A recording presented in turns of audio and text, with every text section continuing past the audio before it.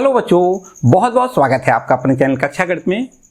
बच्चों, हम लोग आज एक बहुत ही महत्वपूर्ण चैप्टर जो कि कलन का चैप्टर है, कलन का एक बहुत ही महत्वपूर्ण चैप्टर यहाँ से स्टार्ट करने वाले हैं, जिसको कहेंगे समाकलन। ठीक है, बहुत ही खास चैप्टर है बच्चों। जैसा कि आपको पता है, जो कलन है ना, टोटल अर्थात कैलकुलस जो है ना, टोटल 5 भागों में डिवाइड है, 5 भागों में, जिसमें से 2 भाग आप पढ़ चुके हो, है ना, जिसको कहेंगे पहला पार्ट था आपका अवकलन तथा सातत्यता, है ना, सातत्यता तथा अवकलनीयता, जिसको डिफरेंशियबिलिटी एंड कॉन्टिन्यूटी कहते हैं, पहला पार्ट था आपका। दूसरा पार्ट आपका था अवकलन के अनुप्रयोग मानी एप्लीकेशन ऑफ डेरिवेटिव, और इसके बाद तीसरा ये आपका पार्ट है समाकलन, इसको इंटीग्रल्स कहते हैं। ठीक है बच्चों, ये तीसरा पार्ट है। इसके बाद 2 पार्ट और बचेंगे, जिसको कहेंगे समाकलन के अनुप्रयोग मानी एप्लीकेशन ऑफ इंटीग्रल्स, और लास्ट में आपको अवकल समीकरण डिफरेंशियल इक्वेशन पढ़ना है बच्चों। 5 पार्ट हैं, ठीक है, जिसको आपको ये भी पता है कि बच्चों टोटल मिला के जो कलन है ना, 44 नंबर के प्रश्न पूछे जाते हैं, कैलकुलस से 44 नंबर के प्रश्न पूछे जाते हैं, जिसमें से ये सबसे बड़ा पार्ट है, ये सबसे बड़ा पार्ट है। आपको बता दें बच्चों, टोटल आपका ये आपका कैलकुलस है वो 5 भागों में विभाजित है, और उस 5 भागों में ये कह सकते हैं कि जो आपका कंटिन्यूटी और डिफरेंशियबिलिटी का पार्ट है बच्चों, उसमें से 11 नंबर के लमसम प्रश्न पूछे जाते हैं, 11 या 12 नंबर के प्रश्न पूछे जाते हैं। इसके बाद में अवकलन के अनुप्रयोग बच्चों, वहां से 7 नंबर के प्रश्न पूछे जाते हैं, 7 से 8 नंबर, कभी 1-2 इधर ज्यादा इधर कम, ऐसा हो जाता है। तीसरा आपका ये समाकलन का पार्ट है, उसको बच्चों हम 12 से 15 नंबर वेटेज दे सकते हैं, 12 से 15 नंबर के प्रश्न यहाँ से पूछे जाते हैं, ये आपका बड़ा पार्ट है। और इसके बाद में हम समाकलन के अनुप्रयोग पढ़ेंगे, उससे भी 7 नंबर के प्रश्न आते हैं, और इसके बाद में डिफरेंशियल इक्वेशन अर्थात अवकल समीकरण पढ़ेंगे, उससे भी 7 नंबर के ही प्रश्न आते हैं। तो टोटल मिला के इनको 5 भागों में जो डिवाइड किया है, उसकी मार्किंग इस प्रकार है बच्चों, हम कह सकते हैं ये 44 नंबर के टोटल लगभग प्रश्न पूछे जाते हैं। ठीक है, कभी इधर से कम होगा तो इधर बढ़ जाएगा, इधर से कम होगा इधर बढ़ जाएगा, तो कुल मिला के ऑन एवरेज 44 नंबर के प्रश्न यहाँ से पूछे जाते हैं। ठीक है बच्चों, तो आप देख सकते हो यहाँ से ये बड़ा पार्ट है ना समाकलन का, ये सबसे बड़ा पार्ट है, महत्वपूर्ण पार्ट है। तो बच्चों आज हम लोग इस महत्वपूर्ण चैप्टर को स्टार्ट करेंगे, ठीक है, समाकलन को स्टार्ट करेंगे। अच्छा भाई, ठीक है, तो बच्चों बता दूं कि समाकलन होता क्या है, यहाँ से पहले बात कर लेते हैं। समाकलन से मतलब क्या है, समाकलन से क्या मतलब है बच्चों, सम से क्या मतलब है, आप बता सकते हो सम से क्या मतलब है बच्चों। सम का मतलब होता है जोड़, छोटे छोटे टुकड़ों को जोड़ के, छोटे छोटे टुकड़ों को जोड़ के इकट्ठा करें अगर, तो वही रिजल्ट आता है जो समाकलन करने से आता है। तो बच्चों हम कह सकते हैं कि समाकलन का मतलब है जोड़ना, छोटे छोटे पार्टों को जोड़ना समाकलन कहलाएगा। ठीक है, आपने फिजिक्स में भी पढ़े होंगे कि भैया इधर इधर ये एरिया, यहाँ से यहाँ तक का एरिया ज्ञात करना है। बच्चों यहाँ हम आपको बता दें कि समाकलन जो है ना 2 पार्टों में विभाजित है, एक तो जिसको कहेंगे अनिश्चित समाकलन, और दूसरा पार्ट इसका होता है निश्चित समाकलन। ठीक है, एक अनिश्चित समाकलन और दूसरा निश्चित समाकलन। आज हम लोग निश्चित पर नहीं जाएंगे, अनिश्चित समाकलन की बात करेंगे। बच्चों जैसा कि आपको पता है कि जो आपका समाकलन है उसको इस सिंबल से देखो प्रदर्शित करते हैं बच्चों। जैसा कि पता है ना, समाकलन का मतलब सम, सम का मतलब एस होता है ना, सम को कैसे कहते हैं, एस कहते हैं। तो भैया यहाँ पर क्या करते हैं, सम करते हैं, जोड़ते हैं। समाकलन का मतलब क्या करते हैं, जोड़ते हैं।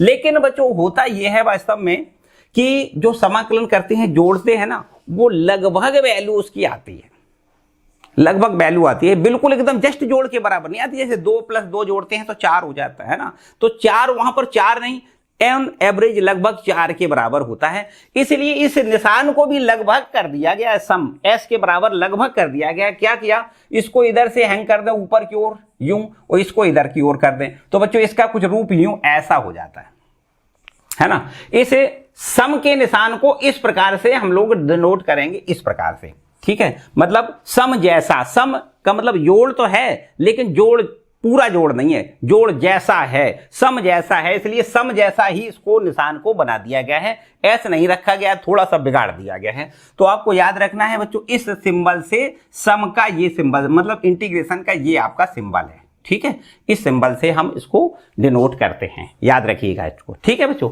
तो कभी जैसे किसी फलन का हमें अवकलन करना, समाकलन करना हो, तो बच्चों समाकलन का ये ऐसा निशान लगाते हैं। मान लेते हैं कि समाकलन करना है काय का fx का करना है।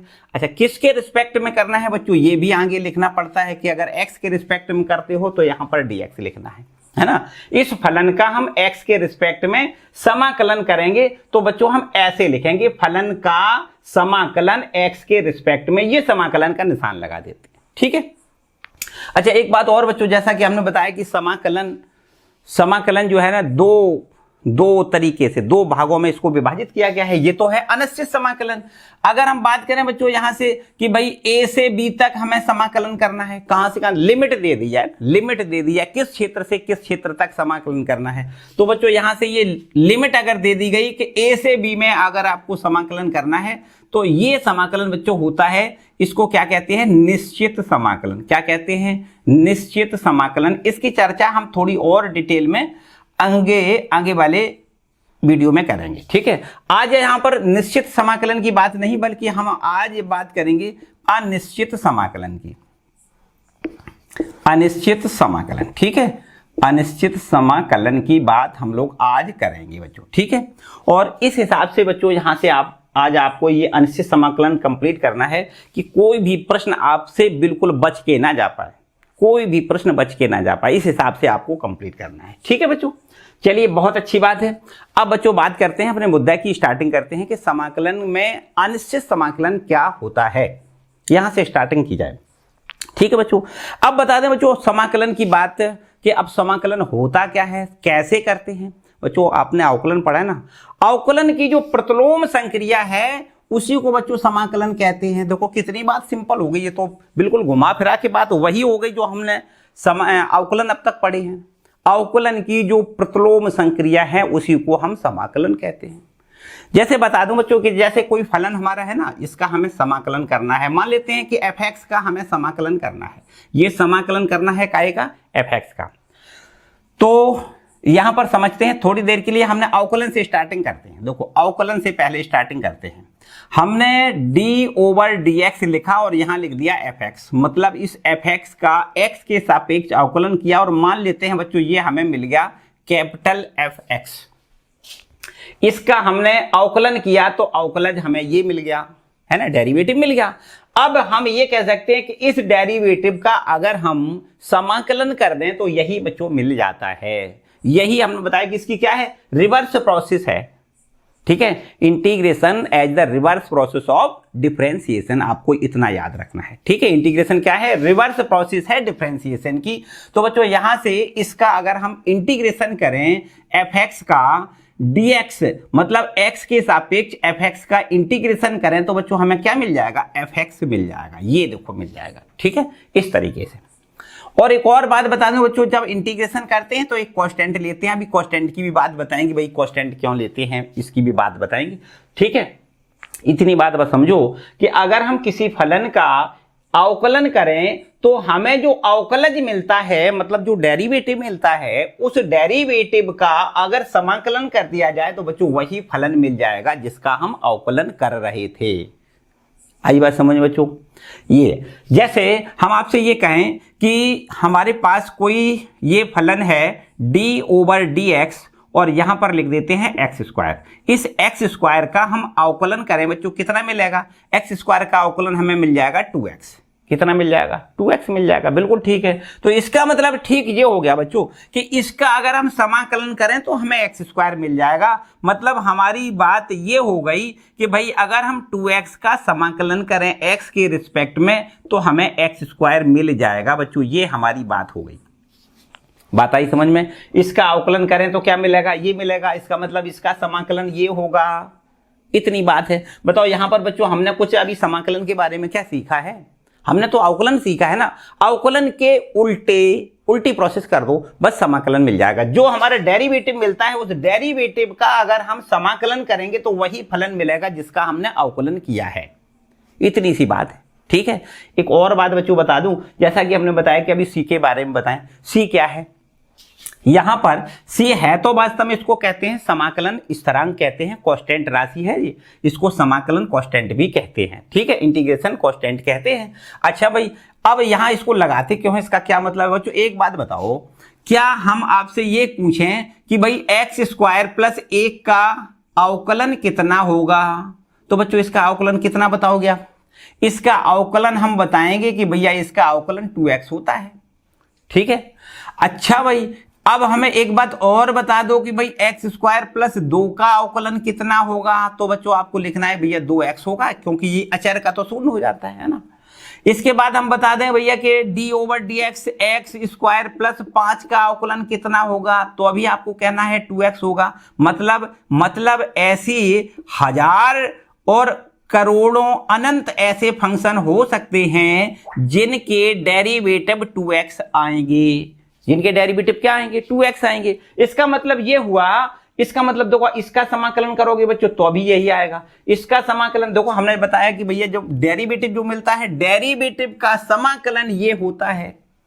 इसका मतलब ये है कि समाकलन 2x इंटू डी एक्स, इसका आंसर एक्स स्क्वायर प्लस 1 भी आ सकता है, इसका एक्स स्क्वायर प्लस 2 भी आ सकता है, इसका आंसर एक्स स्क्वायर प्लस 5 भी आ सकता है, इसका आंसर एक्स स्क्वायर प्लस 6 भी आ सकता है। मतलब बात ये बच्चों कि इसका जब हम समाकलन करते हैं, इसका हम समाकलन करते हैं तो इसके आंसर में को हम निश्चित नहीं कह सकते हैं कि इसका क्या आंसर है। इसलिए यहां पर हम एक कांस्टेंट लगा देते हैं, कांस्टेंट लगा सकते हैं। मतलब ये 1 भी हो सकता है, कांस्टेंट का मान 1 हो सकता है, 2 3 4 5 7 10 50 100 1000 कुछ भी हो सकता है। इसलिए हम कह सकते हैं कि यहां पर इसकी एक निश्चित मान है, इसीलिए इसको क्या कहते हैं? अनिश्चित समाकलन कहते हैं, है ना।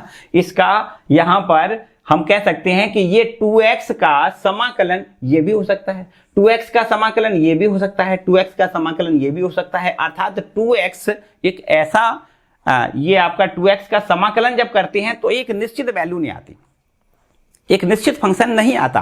तो इसका मतलब ये है कि ये क्या है? अनिश्चित समाकलन है। यहां पर एक कांस्टेंट जरूर राशि लिखनी है, चाहे वो कांस्टेंट का मान 1 हो सकता है, 2 भी हो सकता है, 5 भी हो सकता है, 6 भी हो सकता है, कुछ भी हो सकता है।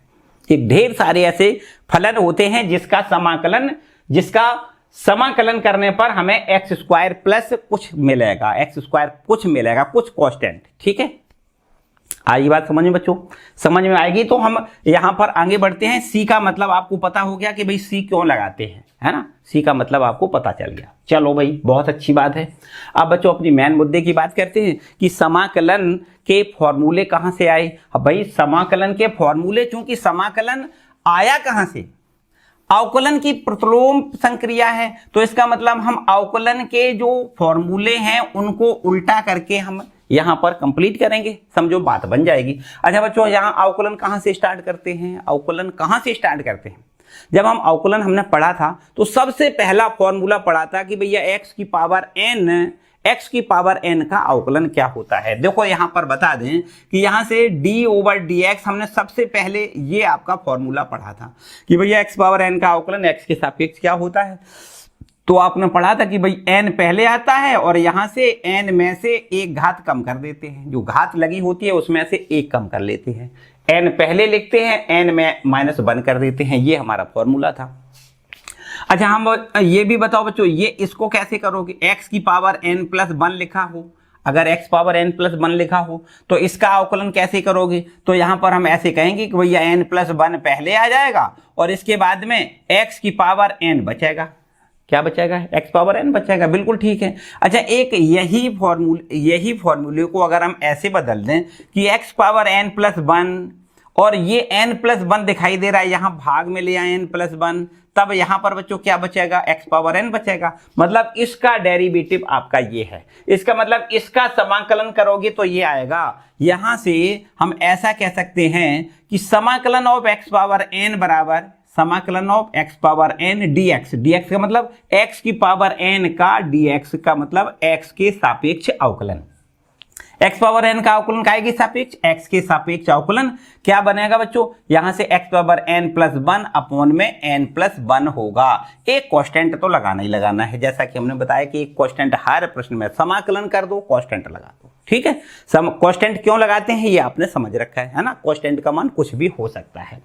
तो बच्चों इस तरीके से हमें याद रखना है। ये हमारा पहला फॉर्मूला समझो बन के तैयार हो गया। ठीक है, हम स्टार्ट करते हैं यहां से। देखो फॉर्मूले लिखने, यहां से स्टार्ट करते हैं। पहला फॉर्मूला देखो, यहां से पहले अवकलन का लिख दें और उसी के आगे सीधा सीधा समाकलन लिखते जाएंगे। ठीक है, यहां से लिख देते हैं d over D X, X की power n plus 1 divided by n plus 1 और इसका जो अवकलज होता है वो अवकलज कितना होता है, x की पावर n होता है। इसका मतलब ये हुआ कि इसका जब x की पावर n का हम समाकलन करेंगे तो बच्चों हमें क्या मिल जाएगा, x power n plus 1 divided by n plus 1 मिल जाएगा और एक कांस्टेंट लिखते हैं। ठीक है, ये हमारा पहला फॉर्मूला समाकलन का।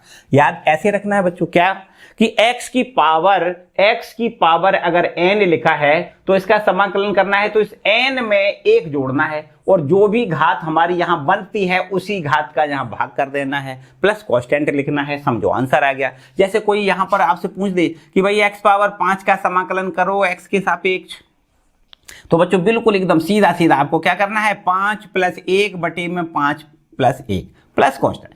ठीक है, 5 में 1 जोड़ो कितना हो जाएगा, 6, तो आपको आंसर आ जाएगा x पावर 6 बटे में 6 प्लस कांस्टेंट, ये आपका आंसर आ जाएगा। ठीक है, बात आ गई समझ में, एकदम आसान सा काम। अगर x की पावर n का समाकलन आपको करना है, x पावर n का मतलब कुछ भी घात हो सकती है, 5 हो सकती है, -5 हो सकती है, 1/2 हो सकती है, 4/3 हो सकती है, कुछ भी यहां पर घात लगी है, जो भी घात लगी उसमें 1 जोड़ दो, जो अमाउंट बने उसी अमाउंट का भाग कर दो। जो घात टोटल बन जाए, एक जोड़ने से जो घात टोटल बन जाए उसी का यहां पर भाग कर दें, प्लस कांस्टेंट लगा दें, हमारा आंसर बन जाता है। ठीक है बच्चों, तो ये हमारा एक पहला आपका फॉर्मूला बनके तैयार हो रहा है। ठीक है, इसके बाद यहां पर देखो अवकलन का दूसरा आपने फॉर्मूला पढ़ा होगा कि भाई d/dx a की पावर x, a की पावर x का अवकलन क्या होता है, तो a की पावर x का अवकलन होता है a की पावर x log a होता है बच्चों, होता है कि नहीं। यहां पर इसको ऐसे कह सकते हैं कि भाई log a यहां से हटाओ तो log a भाग में आ जाएगा। यहां से इसको ऐसे भी याद कर सकते हो कि भाई d/dx a की पावर x बटे में log a यहां पर हम लिख सकें तो ये हमारा बचेगा a की पावर x। तो बच्चों यहां से समझो कि अगर a की पावर x का हम समाकलन करें तो हमारा रिजल्ट क्या मिल जाएगा, a की power x divided by log a। अगर बच्चों बेस पे कुछ नहीं लिखा है e माना जाता है, सदैव याद रखिए, बेस पे कुछ नहीं लिखा है तो क्या मानते हैं, e मानते हैं। तो बच्चों याद रखिएगा कि a की पावर x का समाकलन क्या होता है, a की पावर x बटे में log a बेस e होता है, याद रखिएगा। ठीक है, और एक कांस्टेंट लगाना कतई मत भूलें, कांस्टेंट तो हर एक प्रश्न में आपको लगाना है। ठीक है, तो आपके 2 फॉर्मूले हो गए, देखो समाकलन का एक ये फॉर्मूला, एक 2 फॉर्मूले। ठीक है, कहां से निकले, अवकलन से। यहां पर बच्चों तीसरा फॉर्मूला समझो, तीसरा फॉर्मूला समझो कि अगर आपके पास d/dx log x लिखा है बच्चों, log x का अवकलन क्या होता है, log x का अवकलन क्या होता है, बहुत अच्छे से पता है बच्चों, 1/x होता है। log x का अवकलन क्या होता है, 1/x। It means 1/x dx, मतलब 1/x का समाकलन x के सापेक्ष करोगे तो हमें क्या मिलेगा, log x मिलेगा प्लस कांस्टेंट। ठीक है, 1/x dx, याद रखिएगा 1/x का समाकलन कितना होगा, log x प्लस कांस्टेंट। यहां इतनी सावधानी रख सकते हो कि मॉड ऑफ x लिख दो तो बहुत अच्छी बात है। ठीक है, माइनस प्लस में सब कुछ ये होता है। ठीक है, तो बच्चों यहां पर log mod x plus constant, 1/x का समाकलन करोगे कितना लिखोगे, log x plus constant. Clear है बच्चों, चलिए बहुत अच्छी बात। आगे एक और यहां पर फॉर्मूला पढ़ लेते हैं, d/dx e की पावर x का समाकलन अवकलन बच्चों बताओ, तो हमें पता है भैया e की पावर x का अवकलन e की पावर x ही होता है। इसका मतलब सीधा सीधा है कि अगर e की पावर x का अवकलन e की पावर x होता है तो e की पावर x का समाकलन भी e की पावर x ही होगा, है ना। इसका अवकलन ये होता है, इसका अवकलन करोगे अवकलज हमें ये मिलेगा, इस अवकलज का हम इंटीग्रेशन करेंगे तो यही फलन हमें मिल जाएगा। तो याद रखिएगा e की पावर x का जो समाकलन होता है e की पावर x ही होता है, क्योंकि e की पावर x का अवकलन भी तो e की पावर x होता है, इसलिए e की पावर x का समाकलन भी e की पावर x ही लिखना है। ठीक है, इसके बाद बच्चों यहां से देखो एक अगला और यहां से समझ लेते हैं, d/dx। अगर आपसे ये कहें कि कोई अचर संख्या है, कोई कांस्टेंट संख्या है और किसी फलन के साथ में उसका गुणा है, तो बच्चों याद रखते हैं कि भैया जब अवकलन करते हैं तो उस फलन का ही अवकलन करते हैं, इस अचर राशि का अवकलन नहीं करते हैं। k को बाहर निकाल लेते हैं और इस x का अवकलन हम कर देते हैं, x का अवकलन x के सापेक्ष करते हैं, 1 होता है, बिल्कुल सही बात है। तो बच्चों ये भी आपको याद रखना है कि इस अचर अर्थात k का हम जब समाकलन करेंगे तो हमें बच्चों क्या मिलेगा, k × x, ये हमें लिख देना है। ठीक है, प्लस कांस्टेंट।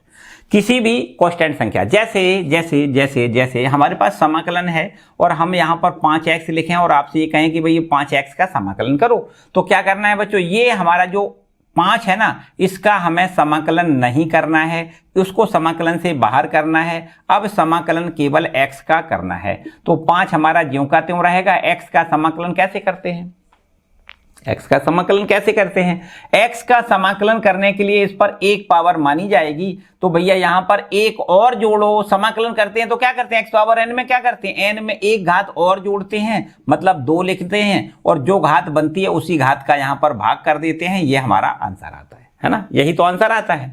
अच्छा, अगर कभी बच्चों ऐसा लिखा हो कि समाकलन करना है केवल 5 का, क्या करना है, समाकलन केवल 5 का करना है, तो भाई 5 का अगर समाकलन करना है तो 5 समाकलन से बाहर निकालोगे, 1 इंटू dx लिखोगे। याद रखिए 1 का समाकलन क्या होता है, x होता है, प्लस कांस्टेंट लिखना होता है। ठीक है, 1 का समाकलन याद रखना है, 1 का समाकलन कितना होता है, x के रिस्पेक्ट में करोगे तो 1 का समाकलन x होता है, और ये कांस्टेंट को तो ज्यों का त्यों रखते हैं। तो यहां पर भी हमने वैसे ही किया है, देखो याद करो, ये k है ना, k को हमने बाहर निकाल लिया, 1 बचा है, 1 का समाकलन हमने यहाँ x रख दिया। ठीक है, तो इस तरीके से आपको याद रखना है। 1 का समाकलन कितना याद रखना है, x के रिस्पेक्ट में 1 का समाकलन आपको x रखना है। k के रिस्पेक्ट में 1 का समाकलन आपको, अगर आपसे कोई कहता है कि t के रिस्पेक्ट में 1 का समाकलन करो, 1 dt ऐसा लिखा है, तो इसमें 1 का समाकलन t के रिस्पेक्ट में आपको t लिखना है। और अगर आपके पास ये लिखा है 1 इंटू dx, तो x के रिस्पेक्ट में 1 का समाकलन x लिखना है। ठीक है, और एक कांस्टेंट लगाना कतई मत भूलें, कांस्टेंट हर एक में लगाना है। ठीक है, क्लियर बात है बच्चों। चलिए, इसके बाद में अगर बात करें बच्चों त्रिकोणमिति फलन की, तो त्रिकोणमिति फलन जैसे sin x है, sin x का जब हम अवकलन करते हैं तो इस प्रकार से देखो d/dx sin x, और sin x का अवकलन करते हैं तो क्या लिखते हैं, cos x लिखते हैं, है ना। तो इस तरीके से हम यहाँ पर cos x का जब समाकलन करेंगे तो बच्चों हमें क्या मिलेगा, sin x मिलेगा, और प्लस एक कांस्टेंट जरूर लगाना है। ठीक है, और इसके बाद में यहाँ पर d/dx अगर बात करें भाई cos x का अवकलन करो, तो cos x का अवकलन माइनस sin x होता है। बिल्कुल सही डेफिनेट बात है बच्चों।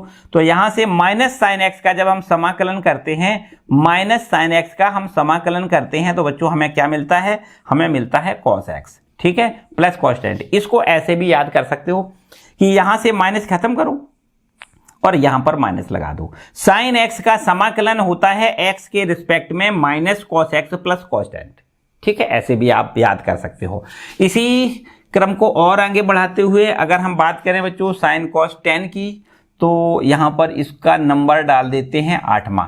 समाकलन of tan x into dx, है ना, समाकलन ऑफ tan x, पहले अवकलन की बात करो, अवकलन की बात करो भाई, d/dx tan x का अवकलन बताओ बच्चों क्या होता है। tan x का अवकलन होता है sec स्क्वायर x, जबकि यहां से अगर हम बात करें कि भाई ये आपका sec स्क्वायर x का समाकलन कितना हो जाएगा, तो बच्चों यहां लिख देते हैं समाकलन of sec square x dx, है ना। क्या लिखना है आपको, tan x लिखना है। इसी क्रम को और आगे बढ़ाओ, ये आपका नमा कोई क्वेश्चन यहाँ पर आपका फॉर्मूला लिख देते हैं, d/dx cot x का अवकलन बताओ भाई। cot x का अवकलन आपको लिखना है माइनस cosec स्क्वायर x लिखना है। कितना लिखना है, माइनस cosec स्क्वायर x लिखना है। तो भैया यहाँ पर समाकलन करना है माइनस cosec स्क्वायर x का, तो हमें क्या लिखना है, हमें cot x मिलता है। क्या मिलता है, माइनस cosec स्क्वायर x का समाकलन cot x मिलता है। इसका समाकलन ये है ना, ये चाहो तो माइनस यहां से कैंसिल करके आप यहां माइनस लगा सकते हो, प्लस एक कांस्टेंट। ठीक है, मतलब cosec square x dx, cosec square x का समाकलन x के रिस्पेक्ट में माइनस cot x लिखना है, प्लस कांस्टेंट। ठीक है, और बताओ भाई, और इसके बाद में यहाँ पर 10वां आप ऐसे फॉर्मूला याद रख सकते हो कि भाई d/dx cosec x का समाकलन, पहले अवकलन बताओ, पहले sec लिख लेते हैं ना, sec x का लिख लेते हैं। sec x का अवकलन कितना होता है बच्चों, sec x का अवकलन होता है sec x into tan x, बिल्कुल ठीक है। अब tan x into sec x का समाकलन कितना होगा, ये sec x हो जाएगा। तो समाकलन of sec x into tan x बराबर क्या लिखना है, ten x into d x बराबर क्या लिखना है, सेक एक्स और प्लस एक कॉन्स्टेंट। और अंत में आपके पास ये 11वां फॉर्मूला लिख देते हैं, d over D x cosec x. Cosec x का अवकलन कितना होता है, minus cosec x into cot x होता है। अब यहां से इसका हम इंटीग्रेशन करेंगे तो हमें ये मिल जाएगा। हमें यहां पर लिखना है integration of minus cosec x into cot x और बराबर में ये हो जाएगा कितना, कोसेक एक्स और प्लस एक कांस्टेंट। यहां से ये माइनस आप कैंसिल करें तो यहां भी माइनस ऐसे लगा सकते हो, ठीक है। तो इस तरीके से आपको याद रखना है cosec x into cot x का समाकलन। क्या याद रखना है, कोसेक एक्स इंटू, इसको दोबारा से लिख देते हैं ना, ऐसे याद करो कि cosec x into cot x into d x का समाकलन कितना याद रखना है, माइनस कोसेक एक्स और प्लस एक कांस्टेंट। तो बच्चों ये हमारे कुछ बेसिक फॉर्मूले हैं, है ना। इसके बाद देखो अभी बेसिक और भी फॉर्मूले हैं, इनवर्स ट्रिग्नोमेट्री के भी फॉर्मूले आपने डिफरेंशियल में पढ़े हैं ना, उन्हीं को भी देखो, उनको भी देख लेते हैं। इसको जल्दी से नोट कर लें बच्चों, इतना देखो सारे फॉर्मूले, सारे क्वेश्चन नोट करते रहना है, एक एक करके 1 बाय 1 जरूर, हर हालत में बच्चों। अगर ऐसा करोगे तो फिर क्वेश्चन अपने आप साथ साथ आपके चलेंगे, आपके साथ साथ भागेंगे, दौड़ेंगे बिल्कुल एकदम सही, और आप रफली लेते जाओगे। यहाँ से ये बेसिक सारी बातें भूल जाओगे, आगे बढ़ के कुछ भी नहीं समझ में आएगा, कुछ भी नहीं आएगा, ठीक है। चलिए तो आते हैं बच्चों आगे। अब इनवर्स त्रिकोणमिति फलन के अवकलन पहले देखें और उसकी मदद से हम समाकलन के फॉर्मूले देखें, ठीक है। देखिए सबसे पहले बात करें कि भाई अगर हम डिफरेंशिएशन करें साइन इनवर्स एक्स का, तो बच्चों साइन इनवर्स एक्स का जो अवकलन होता है कितना होता है, साइन इनवर्स एक्स का डेरिवेटिव होता है 1/√1 माइनस एक्स स्क्वायर, ठीक है, ये होता है। तो बच्चों बताओ कि भैया इसका समाकलन करेंगे, इसका हम समाकलन करें तो समाकलन 1/√1 minus x square D x बराबर क्या लिखेंगे, हम लिखेंगे साइन इनवर्स एक्स, ठीक है, बिल्कुल ठीक है बच्चों। दूसरा यहां से बताएं कि भाई D over D x cos inverse x का जो डेरिवेटिव निकालते हैं तो लिखते हैं -1/√1 माइनस एक्स स्क्वायर लिखते हैं कि नहीं बच्चों। तो यहां से देखो ये माइनस अगर चाहो तो यहां लगा सकते हो, इसको ऐसे भी लिख सकते हो कि 1/√1 minus x square D x, तो इसको हम लिख सकते हैं माइनस कॉस इनवर्स एक्स लिख सकते हैं, ठीक है बच्चों। याद से समझो पूरी बात ध्यान से, क्या करना है यहां से देखो, यहां से समझ सकते हो आप, यहां से समझ सकते हो कि अगर 1/√1 माइनस एक्स स्क्वायर लिखा है ना, तो इसका अगर प्लस में आंसर देना है तो साइन इनवर्स एक्स लिखना है, और यदि यहां पर इसी का माइनस में आंसर देना है तो माइनस कॉस इनवर्स एक्स होता है। यहां पर एक कांस्टेंट लगाना कतई ना भूलें, ठीक है। इसके बाद आते हैं तीसरे फॉर्मूले पर, D over D x tan inverse x का। बताओ बच्चों टेन इनवर्स एक्स का अवकलन कितना होता है, टेन इनवर्स एक्स का जब हम डेरिवेटिव निकालते हैं तो इसका डेरिवेटिव होता है 1/1 प्लस एक्स स्क्वायर। तो यहां से हम बताएं कि भैया इसका समाकलन कितना होगा, तो आपको लिखना है 1/1 plus x square D x का समाकलन लिखना है टेन इनवर्स एक्स होता है, और एक कांस्टेंट आपको लिखना है, ठीक है। इसी क्रम को और आगे बढ़ाएं तो d over D x cot inverse x का अवकलज आपको पता है कितना होता है, इसका अवकलज होता है -1/1 प्लस एक्स स्क्वायर, होता है कि नहीं। तो अगर हम बात करें कि ये माइनस इधर ले जाएं तो इसको ऐसा भी लिख सकते हैं कि 1/1 plus x square D x, इसका हम माइनस कॉट इनवर्स एक्स लिख सकते हैं प्लस कांस्टेंट। इसका समाकलन कितना लिख सकते हैं, माइनस में लिखेंगे तो कॉट इनवर्स एक्स लिखेंगे और प्लस में लिखेंगे तो टेन इनवर्स एक्स लिखेंगे, ठीक है, वही क्वांटिटीज एक ही है, ठीक है। या फिर ऐसे करें कि ये माइनस अगर आपका यहां लिखा है तो कॉट इनवर्स एक्स लिख सकते हो, एक ही बात है।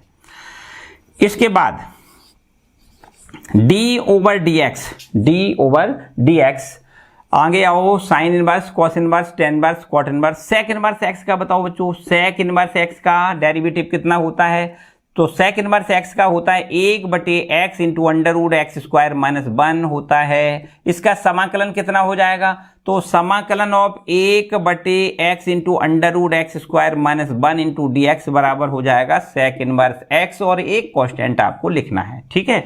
और इसके बाद में यहां पर देखो d/dx कोसेक इनवर्स एक्स का अवकलज क्या होता है, कोसेक इनवर्स एक्स का होता है -1/x into under root x square minus 1 होता है। और यहां पर इसका हम अगर समाकलन कर दें, इसका समाकलन ये होता है ना, और माइनस इधर ले जाएं तो ऐसे लिख सकते हैं कि 1/x into under root x square minus 1 dx बराबर minus cosec inverse x plus constant लिख सकते हैं। तो ये बच्चों हैं हमारे पास इनवर्स त्रिकोणमितीय फलन के अवकलज, और ये हैं उनके समाकलन, ठीक है। अगर कभी फलन आपको ऐसा मिल जाए कि 1/√1 माइनस एक्स स्क्वायर, तो आपको साइन इनवर्स एक्स डायरेक्ट लिखना है, बिल्कुल कुछ भी सोचना विचारना नहीं है, ठीक है। और यदि आपको माइनस में आंसर देना है तो माइनस कॉस इनवर्स एक्स वही फंक्शन है, देखो वही फंक्शन है साइन इनवर्स एक्स। या फिर ऐसे कहें कि भैया अगर ये वैल्यू माइनस में है तो आपको ये ऐसे भी लिख सकते हो, इसमें भी कोई समस्या नहीं, ठीक है बच्चों। माइनस में 1/√1 माइनस एक्स स्क्वायर dx का समाकलन करना है तो क्या लिखोगे, प्लस में कॉस इनवर्स एक्स लिखोगे। या यहां पर माइनस नहीं है, यहां पर भी माइनस आप लगा सकते हो, ये दोनों एक ही बात है, ठीक है। और इसी प्रकार से यहां पर देखो टेन कॉट के लिए भी है, टेन इनवर्स और कॉट इनवर्स एक्स की, इसी प्रकार सेक इनवर्स एक्स और कोसेक इनवर्स एक्स के लिए भी यही बात है, ठीक है बच्चों। तो ये हमारे सारे फॉर्मूले बेसिक हैं, जिन पर छोटे छोटे से प्रश्न आपकी पहली एक्सरसाइज जो आपकी है ना कौन सी है, देखो पहला आपका कलन का क्या है 7.1 है ना, 7.1 एक्सरसाइज है जो, वो आपकी बिल्कुल इसी बेसिक फॉर्मूलों पर आधारित है बच्चों, ठीक है। तो स्टार्ट करते हैं बच्चों 7.1 एक्सरसाइज की बहुत ही मजेदार क्वेश्चनों को देखते हैं, ठीक है। और इस हिसाब से बच्चों कंप्लीट करना है कि सारे क्वेश्चन आप बड़े आराम से कर लो, चाहे वो अपनी एनसीईआरटी बुक के हों या अदरवाइज कोई भी बुक के हों, सारी क्वेश्चन आप कंप्लीट कर सकते हो। तो आइए, तो बच्चों आज के लिए फिलहाल इतना ही, नेक्स्ट टॉपिक को हम अगले वाले वीडियो में कंप्लीट करेंगे, ठीक है। तो बच्चों चैनल को सब्सक्राइब जरूर कर लें और बेल आइकन दबा दें, जिससे आने वाली वीडियो का नोटिफिकेशन आपको मिल सके। खुश रहें, मस्त रहें, पढ़ते जरूर रहें। Bye bye.